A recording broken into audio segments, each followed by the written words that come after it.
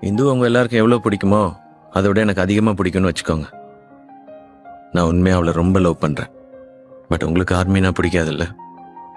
உங்களை மீறி நான் எப்பவும் எதுவும் பண்ண போறதில்ல அங்கிள்.